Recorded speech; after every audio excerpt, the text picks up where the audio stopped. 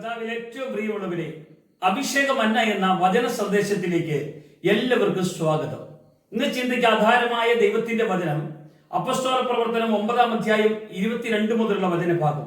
ശൗലോ മേൽക്കുമേൽ ശക്തി പ്രാപിച്ചു, യേശു തന്നെ ക്രിസ്തു എന്ന് തെളിയിച്ചു, ദമാസ്കസിൽ പാർക്കുന്ന യഹൂദന്മാരെ മിണ്ടാതെയാക്കി.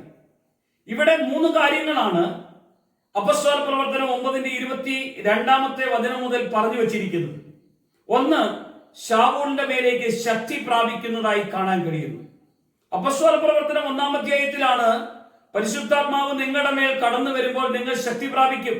എങ്ങനെയാണ് ഒരാൾ ശക്തി പ്രാപിക്കുന്നതെന്ന് തിരുവെഴുത്ത് നമ്മെ ഓർമ്മപ്പെടുത്തുകയാണ്. പരിശുദ്ധാത്മാവ് ഒരാളുടെ ഉള്ളിലേക്ക് കടന്നു വരുമ്പോൾ ശക്തി പ്രാപിക്കും. ശൗൽ എങ്ങനെയാ ശക്തി പ്രാപിച്ചത്? കൂട്ടായ്മയിലൂടെ മേൽക്കുമേൽ ശക്തി പ്രാപിച്ചു എന്ന തിരുവെഴുത്ത് നമ്മളെ ഓർമ്മപ്പെടുത്തുന്നത്.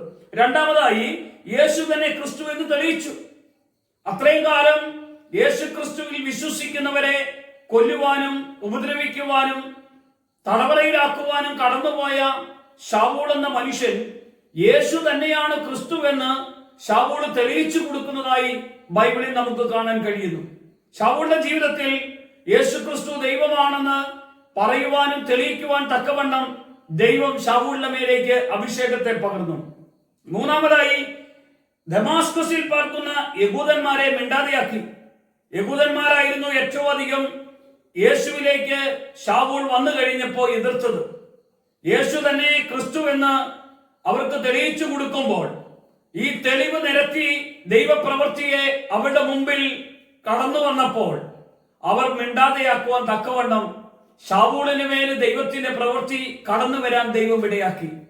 യേശുവിൽ ഏറ്റവും പ്രിയമുള്ളവരെ, യേശു ക്രിസ്തുവിന്റെ നാമത്തെ ഉയർത്തുവാനും അവന്റെ അഭിഷേകത്തിന്റെ ശക്തിയെ പ്രാപിക്കുവാനും നമുക്ക് വിരോധമായും നമുക്കെതിരെ നിൽക്കുന്നവരെ മിണ്ടാതെയാക്കുവാൻ തക്കവണ്ണമുള്ള ഒരു അഭിഷേകം ഇന്ന് നമ്മൾ പ്രാപിക്കണമെന്ന് ദൈവം ആഗ്രഹിക്കുന്നു.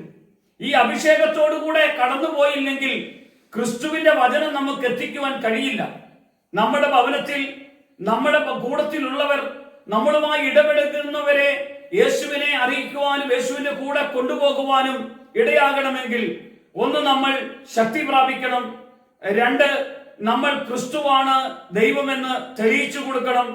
3, മറ്റുള്ളവരെ മിണ്ടാതെയാക്കുന്ന വിധത്തിലേക്ക് ഞാൻ എന്ന മനുഷ്യനിലൂടെ ദൈവത്തിന്റെ പ്രവൃത്തി വെളിപ്പെടണം. ഈ അഭിഷേകത്തിലേക്കാണ് നമ്മളെ ദൈവം വിളിച്ചിരിക്കുന്നത്. നിങ്ങളുടെ ഭവനത്തിലുള്ളവർ അനുഗ്രഹിക്കപ്പെടും, നിങ്ങളുടെ സമൂഹം അനുഗ്രഹിക്കപ്പെടും, നിങ്ങളുടെ ആവശ്യമധ്യേ ദൈവം കടന്നു വന്ന് പ്രവർത്തിക്കും. ഒന്ന്, ആത്മാവിൽ ശക്തി പ്രാപിക്കാൻ കഴിയുമോ? ഒന്ന്, ബലം പ്രാപിക്കാൻ കഴിയുമോ? ദൈവകൃപയിലേക്ക് നമുക്ക് എല്ലാവർക്കും ഒന്ന് കടന്നു വരാൻ കഴിയാൻ ഈ സമയം ഇപ്പോൾ ഇടയാക്കുന്നുവെങ്കിൽ ദൈവം നിങ്ങളുടെ കുടുംബത്തെ, നിങ്ങളുടെ സാഹചര്യങ്ങളെ, നിങ്ങളുടെ പ്രവർത്തനങ്ങളിൽ ദൈവം മഹത്വമെടുക്കും. ദൈവത്തിന്റെ മഹത്വം നിങ്ങളുടെ എല്ലാവരുടെ മേലും ഉണ്ടാകുമാറാകട്ടെ. ദൈവം അനുഗ്രഹിക്കണം. യേശുവിന്റെ നാമത്തിൽ തന്നെ ആമേൻ.